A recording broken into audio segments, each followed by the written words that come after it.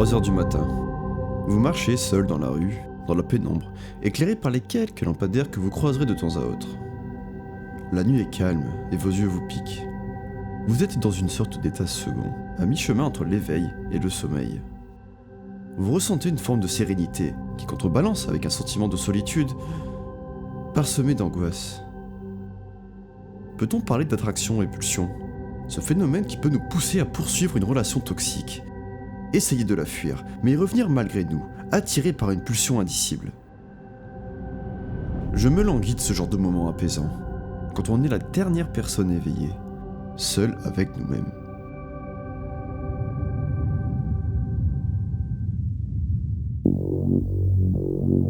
Quand j'ai découvert le genre du survival horror durant mon adolescence, celui-ci m'est apparu comme une évidence. J'ai très vite été attiré par lui.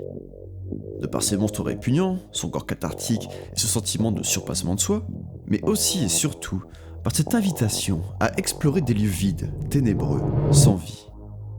Je vous avais déjà parlé de Silent Hill Shattered Memories dans une vidéo, et de comment il parvenait à retranscrire à merveille ce sentiment d'être le spectateur solitaire d'un monde endormi, qui nous échappe. Le jeu vidéo a cette capacité fascinante de pouvoir retranscrire, par l'interactivité, des émotions de la vie courante, en les enrobant par de l'art. Et le jeu d'horreur, quant à lui, d'en proposer une réinterprétation, en mêlant toutes sortes d'émotions avec de la peur. La satisfaction, le soulagement de vaincre un ennemi qui pourtant nous terrifiait, le plaisir coupable de tuer le plus violemment possible, ou encore, et c'est ce dont on va parler aujourd'hui, de se sentir attiré par un univers qui pourtant nous terrifie.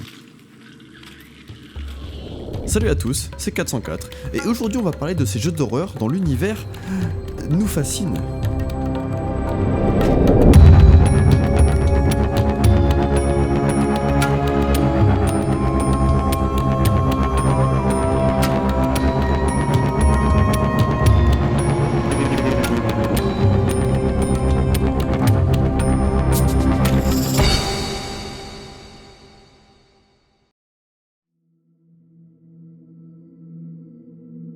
Si vous deviez décrire la sensation d'être dans un rêve, comment le feriez-vous ?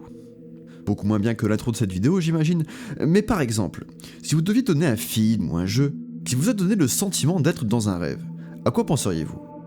Perso, ce serait des plus naturellement à Little Nightmares. Dans ce jeu, tout a été pensé pour nous donner l'impression d'être dans un songe, ou plutôt dans un cauchemar. Ça commence par exemple avec la difficulté de discerner ce qui nous entoure. Les lieux sont sombres, le focus de la caméra est assez prononcé, rendant le reste flou, en plus du grain présent sur l'image. Même les ennemis sont parfois durs à voir, quand ils n'ont pas le visage masqué. Mais surtout, ce jeu donne une impression de flottement, comme si le temps s'était arrêté. Et oui, je pense pas que ce soit un hasard si le 1 se passe sur un bateau d'ailleurs. La paisibilité des lieux, le protagoniste muet, le rythme lent du jeu. Tout a donc été pensé pour nous endormir, nous, le joueur ou la joueuse. Alors pourquoi ? Vous vous demandez peut-être. Eh bien je pense que cette fatigue cherche à briser nos défenses, pour nous permettre de mieux nous plier aux règles de ce monde, de le comprendre, d'y adhérer plus facilement. On cherche en fait à nous mettre dans la peau d'un enfant, au cas où c'était pas déjà assez clair. Un enfant qui ne parvient pas encore à distinguer pleinement le réel du fictif, et donc qui peut se permettre, plus aisément, d'être fasciné par ce qu'il voit. Little Nightmares n'est pas un simple jeu d'horreur.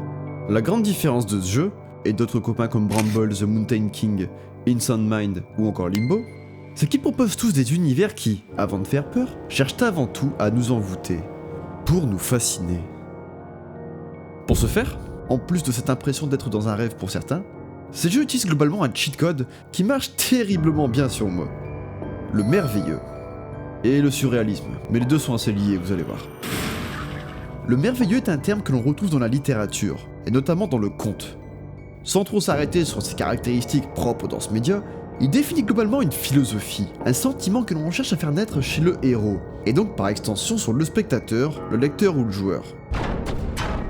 Le merveilleux est un registre qui engendre de la fascination pour un univers surnaturel, aux lois physiques inexplicables, mais auxquelles, étrangement, nous croyons. Quand j'ai découvert le petit village de gnomes dans Bramble, je n'ai pas cherché à remettre en question leur petit monde. Je me suis contenté de le regarder, émerveillé. Dans Limbo, et malgré qu'on croise des créatures un peu cheloues, J'ai été curieux d'explorer sa forêt minimaliste et presque vivante, d'apprendre à la connaître. Enfin, dans Little Nightmares, que dire de ces pièces surréalistes, aux décors disproportionnés, aussi imposants qu'intrigants. On reste bouche bée, tout comme notre protagoniste. Et ça se ressent même jusqu'à l'esthétique, avec bien souvent des contrastes forts, des lumières éclatantes, une luminosité atypique, forcée. En gros, tout est généralement exagéré. Je sais pas si vous avez remarqué, mais la couleur violette est récurrente dans ce type de jeu. Dans l'imaginaire collectif, c'est une couleur qu'on associe à la magie, au rêve, au surnaturel. Et c'est logique en fait, c'est pas une couleur qu'on voit souvent. Elle est inhabituelle, un peu comme ce que ces jeux nous montrent. Elle leur permet donc de s'assumer encore un peu plus, de toujours aller plus loin dans leur marginalité, pour nous faire voyager. Il est évident que ces univers soient fictifs, mais pourtant on fait le choix d'y croire. On abandonne notre crédulité pour se laisser emporter par cet univers surréaliste. Et ainsi retrouver une fascination naturelle et enfantine dans les yeux. Mais maintenant, il y a une autre facette à cette fascination enfantine, et dont je ne vous ai pas encore parlé.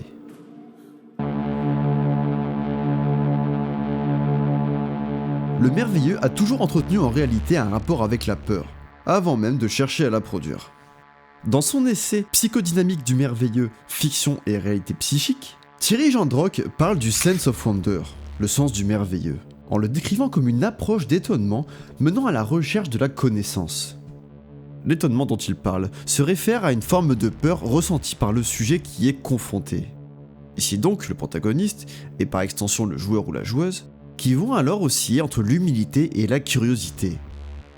De par notre méconnaissance du monde, on est ramené au rang d'enfant qui doit tout apprendre, terrifié par ce que l'on ne connaît pas. Proposer du merveilleux est un excellent moyen de nous faire voyager, de ressentir des choses aussi négatives que positives, entre la fascination et la crainte. Malgré la peur engendrée par cet univers aussi hostile que fascinant, on est attiré par celui-ci, friand d'apprendre à le connaître.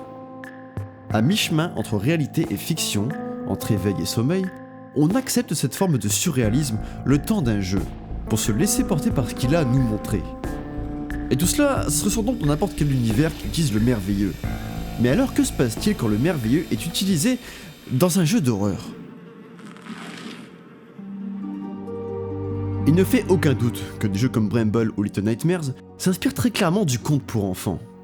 L'utilisation du merveilleux, comme on l'a déjà vu, un enfant comme protagoniste, des choix spécifiques de structure scénaristique comme le voyage initiatique.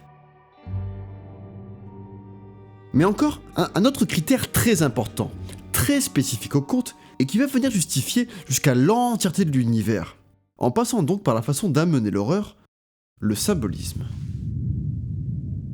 Notre jeu est sombre et sinistre, mais il n'est pas rempli de gore et de violence pour le plaisir d'être dérangeant et horrifiant. Notre objectif principal est de raconter une belle histoire, pas de créer de la violence pour choquer, nous disent les devs de Bramble The Mountain King. Ce qui nous fait peur dans ces jeux, ça a du sens. Ils ne proposent pas une histoire dans laquelle on doit combattre une menace flippante qui a simplement surgi dans notre monde. De toute façon, il s'agit même pas de notre monde. La peur n'est là que pour desservir un propos plus grand. Peut-être que combattre ce monstre flippant est une façon de montrer que le héros cherche à combattre ses peurs. Peut-être que cette prof terrifiante, au regard figé qui vous suit partout, représente en réalité un système éducatif impassible, qui ne laisse aucune place aux esprits déviants. La peur de ces univers, tout comme ces univers eux-mêmes, sont donc métaphoriques de toutes parts. À partir de ce constat, tout semble possible. Comment prédire la future séquence ou la prochaine source de peur, quand la seule limite au surréalisme de cet univers, c'est l'histoire qu'il veut raconter? Et ça, c'est vraiment flippant. Quand on joue à un jeu de zombies, on sait bien que, les 3/4 du temps, on croisera des zombies. Allez, avec quelques boss en prime. Mais quand vous jouez à un jeu qui ne cherche à aucun moment donné à être réaliste et constant, vous pénétrez dans chaque nouvelle pièce en vous demandant quel nouveau monstre peut vous y attendre. De par leur nature surréaliste, ces ennemis sont donc déjà bien flippants de base. Déformés, surdimensionnés, indescriptibles. Mais en plus de ça, ils font naître en nous un sentiment, dont j'ai pas vraiment trouvé de recherche là-dessus, le creepy. La traduction littérale de ce terme, c'est le mot effrayant. Mais quand je vous demande sur Twitter votre définition, vous avez l'air presque unanime là-dessus. Le creepy, c'est quelque chose de dérangeant. qui met mal à l'aise. Moins fort que le sentiment de peur, mais tout de même. On parle de creepy vis-à-vis d'une ambiance globale, je trouve. Inside Mine est creepy, Limbo est creepy, Bramble est creepy, Little Nightmares est diaboliquement creepy. Le paramètre qui vous a semblé principal pour proposer du creepy, c'est la déformation de la réalité. Et bien sachez que les développeurs de Little Nightmares ne vous contrediront pas, car ils expliquent que ce sentiment de malaise rencontré dans les diverses situations du jeu est dû au fait qu'elles sont toutes enracinées dans une sorte de réalité. Voilà donc qui est cohérent avec l'exemple de la prof dont je vous parlais tout à l'heure. Ces jeux d'horreur détournent la réalité, de façon métaphorique, pour desservir leurs propos, tout en servant notre peur.